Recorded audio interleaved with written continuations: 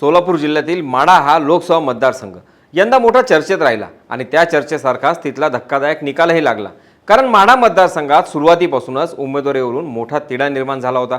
लोकसभा निवडणुकीच्या आधी भाजपने तिकीट नाकारल्यानंतर धैर्यशील मोहिते पाटलांनी शरद पवारांच्या राष्ट्रवादी काँग्रेसमध्ये प्रवेश केला होता। मोहिते पाटलांनी राष्ट्रवादीत जाऊ नये यासाठी देवेंद्र फडणवीस यांनी अनेकदा त्यांची मनधरणी केली, पण तिकीट न मिळाल्यानं धैर्यशील पाटलांनी भाजपला रामराम ठोकलाच। त्यानंतर संपूर्ण महाराष्ट्राचं या लढतीकडे लक्ष लागलं होतं।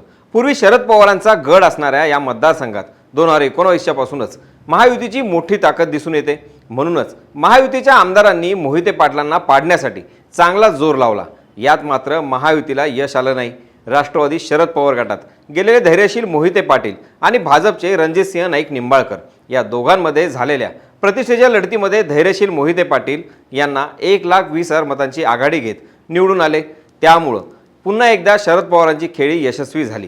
किंबहुना विधानसभेत महायुतीला आपला गड राखता येणार का असा प्रश्न यानंतर निर्माण झाला। त्या दृष्टीने चर्चेला उधाण आलं आहे। कारण माढा लोकसभेत मोहिते पाटलांची ताकद खूप मोठी आहे आणि तेच खासदार म्हटल्यावर महायुतीला इथं कसा कौल मिळणार या दृष्टीने त्यांनी इथं काम करायला सुरुवात केली आहे। कशी असणार आहे महायुतीची रणनीती यासाठी 2019 ची परिस्थिती काय सांगते हे अभ्यासणं फार महत्त्वाचं आहे। म्हणूनच या विधानसभा 2024च्या पार्श्वभूमीवर कसं आहे माढा विधानसभातील विधानसभांचं चित्र हे आज आपण जाणून घेऊयात। विधानसभा 2024चा लेखाजोखा मांडूयात। नमस्कार, मी स्वप्नील आणि आपण पाहत आहात त्याचं काय महाराष्ट्र। तर मंडळी, माढा लोकसभा मतदारसंघ हा सोलापूर आणि सातारा जिल्ह्यातील काही विधानसभा मतदारसंघांनी बनला आहे। यात सोलापूर जिल्ह्यातील करमाळा, माढा, सांगोला, माळशिरस हे 4 मतदारसंघ येतात। तर याशिवाय सातारा जिल्ह्यातील फलटण आणि मानखटाव या तालुक्यांचा माढा लोकसभा मतदारसंघात समावेश होतो। लोकसभा असो की विधानसभा, माढा मतदारसंघातील प्रत्येक विधानसभांची चुरस कायम असते। ही चुरस 2019 साली कशी होती तर करमाळा विधानसभा मतदारसंघात 2019 साली तिरंगी लढत पार पडली। या अटीतटीच्या तिरंगी लढतीत करमाळा विधानसभा मतदारसंघात अपक्ष उमेदवार तसंच झेडपी अध्यक्ष संजय मामा शिंदे यांनी 5,494 एवढ्या मताधिक्यानं विजय मिळवून विजयाचा षटकार ठोकला। त्यांनी अपक्ष उमेदवार नारायण पाटील व शिवसेना भाजप महायुतीचे उमेदवार रश्मी बागल यांचा पराभव केला। या लढतीत अपक्ष संजय मामा शिंदे हे 78,822 मते मिळवून विजयी झाले। यासह अपक्ष नारायण पाटील यांना 73,328 एवढी दुसऱ्या क्रमांकाची मते मिळाली। तर शिवसेनेच्या रश्मी बागल यांना एकूण 53,295 मतांनी तिसरं स्थान मिळालं। 2019च्या लोकसभेला राष्ट्रवादीतून निवडणूक रिंगणात असणारे संजय मामा शिंदे यांनी विधानसभा मात्र अपक्ष लढवली आणि माढ्यातून बबनराव शिंदे हे 6व्यांदा आमदार झाले। ते अपक्ष जरी असले तरी त्यांचा कल हा अजित पवार गटाकडे असल्याचं समजतं। म्हणूनच महायुतीचा हा प्लस पॉइंट गणला जातो। यानंतर माढा विधानसभा मतदारसंघात 2019च्या विधानसभा निवडणुकीत राष्ट्रवादी काँग्रेसचे बबनराव शिंदे 1,42,573 मतं मिळवून विजयी झाले। तर त्यांचे प्रतिस्पर्धी असणारे शिवसेनेचे संजय कोकाटे यांना 74,328 एवढी दुसऱ्या क्रमांकाची मतं मिळाली। गेल्या 25 वर्षापासून मिळालेल्या सत्तेच्या माध्यमातून केलेल्या विकास कामांवर शिक्कामोर्तब करून राष्ट्रवादीचे विद्यमान आमदार बबनराव शिंदे यांना 6व्यांदा विक्रमी मतांनी विजय मिळाला। तर शिवसेनेचे संजय कोकाटे यांनी एकाकी लढत देऊन निर्माण केलेले आव्हान कामी आले नाही। त्यांना सुमारे 68,245 मतांनी मोठा पराभव स्वीकारावा लागला। आमदार बबनराव शिंदे हे 1995 पासून माढा विधानसभा मतदारसंघाचे प्रतिनिधित्व करत आहे।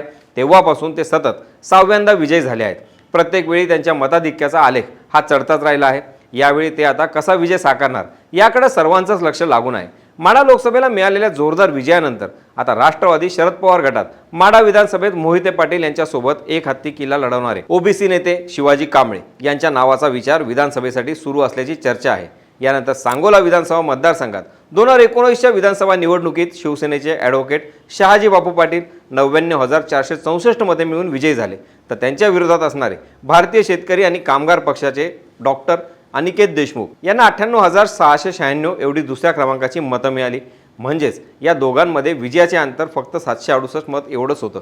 विशेष म्हणजे तब्बल 11 वेळा आमदार होण्याचा मान मिळवत विश्वविक्रम रचणाऱ्या 94 वर्षीय गणपतराव देशमुख यांचा गड राखण्यात नातू अनिकेत देशमुख यांना अपयश आलं। सांगोला मतदारसंघातून शेकापच्या तिकिटावर निवडणुकीत उतरलेल्या अनिकेत देशमुखांना मतदारांनी नाकारलं। त्यामुळे हा पराभव त्यांच्या चांगला जिव्हारी लागला। यानंतर माळशिरस विधानसभा मतदारसंघात 2019 साली भाजपचे उमेदवार राम सातपुते यांच्या गळ्यात विजयाची माळ पडली। मोहिते पाटील गटाचे वर्चस्व असलेल्या या मतदारसंघात अगदी शेवटच्या टप्प्यात भाजप युवा मोर्चाचे प्रदेश उपाध्यक्ष राम सातपुते यांनी अखेर 2590 मताधिक्यांनी विजय मिळवला। म्हणजेच भाजपचे राम सातपुते 1,03,507 मतं मिळवून विजयी झाले। तर त्यांच्या विरोधात असणारे राष्ट्रवादी काँग्रेसचे उत्तमराव जानकर यांना 1,09,17 मतांवर समाधान मानून निसटता पराभव हाती लागला। माळशिरस विधानसभा मतदारसंघ हा राष्ट्रवादीचा बालेकिल्ला मानला जातो, मात्र त्याला टक्कर देत भांबुर्डी या दुष्काळी गावातील एका ऊसतोड कामगाराच्या मुलाला भाजपनं आमदारकीचं तिकीट दिलं आणि सध्याच्या राजकीय घराणेशाहीला बाजूला सारलं। यानंतर फलटण विधानसभा मतदारसंघात 2019 सालीच्या विधानसभा निवडणुकीत राष्ट्रवादी काँग्रेसचे दीपक चव्हाण हे 1,17,617 मतं मिळवून विजयी झाले। तर भाजपचे दिगंबर आगवणे यांना 86,636 एवढी दुसऱ्या क्रमांकाची मतं मिळाली।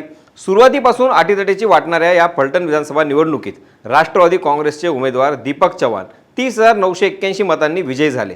फुटीनंतर आमदार दीपक चव्हाण हे अजित पवार गटात गेले। विशेष म्हणजे रामराजे निंबाळकर हे रणजितसिंह नाईक निंबाळकरांचे कट्टर विरोधक मानले जातात आणि सध्या ते महायुतीत सामील झाले आहेत। म्हणूनच यावेळीही इथल्या लढतीवर सगळ्यांचंच लक्ष लागून आहे। यानंतर शेवटपर्यंत उत्सुकता शिगेला पोहोचलेल्या मान विधानसभा मतदारसंघात भाजपच्या जयकुमार गोरे यांच्या गळ्यात विजयश्रीची माळ पडली।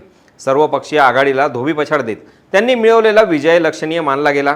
मान विधानसभा मतदारसंघात 2019 साली भाजपचे जयकुमार गोरे हे 3,043 मतांनी विजयी झाले। त्यांना 91,469 मतं मिळाली। तर आमचं ठरलंय आघाडीचे अपक्ष उमेदवार प्रभाकर देशमुख यांना 88,426 मतं मिळाली। तर शिवसेनेचे शेखर गोरे यांना 37,518 मतांवर समाधान मानावं लागलं। एकंदरीतच माढा लोकसभेतील विधानसभाबद्दल बोलायचं झाल्यास माढा मतदारसंघातील आमदार बबन शिंदे हे सध्या अजित पवार गट म्हणजेच महायुतीचे आहेत। करमाळा विधानसभेत संजय शिंदे अपक्ष म्हणून निवडून आले होते। त्यांचा कल अजित पवारांच्या बाजूने असल्याचं म्हटलं जातं। तसंच करमाळ्यातील रश्मी बागल यांनी भाजपमध्ये प्रवेश केला।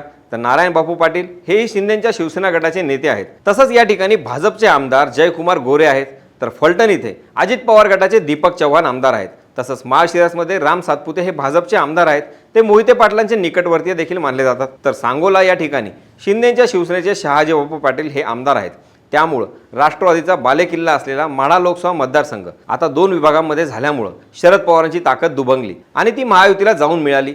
त्यामुळे लोकसभेला जरी शरद पवारांना इथं फायदा झाला असला तरी विधानसभेला त्यांना इथं महायुतीला टक्कर देण्यासाठी मोठा डाव आखावा लागणार अशी सध्या परिस्थिती आहे। आता हा डाव शरद पवार कसा साधणार, कुठल्या नव्या चेहऱ्यांना संधी देणार हे बघणं देखील महत्त्वाचं ठरणार आहे। विधानसभेच्या दृष्टीनं घडणारी प्रत्येक घडामोड आम्ही तुम्हाला सांगणारच आहोत, पण त्याआधी माढ्यातील विधानसभांबद्दल तुमची प्रतिक्रिया काय आहे ते आम्हाला कळवायला विसरू नका। बाकी राजकारणाच्या आखाड्यात आपली नजर कायमच असणार आहे, तेव्हा कुठेही जाऊ नका, पाहत राहा, सबस्क्राईब करा। त्याचं काय महाराष्ट्र।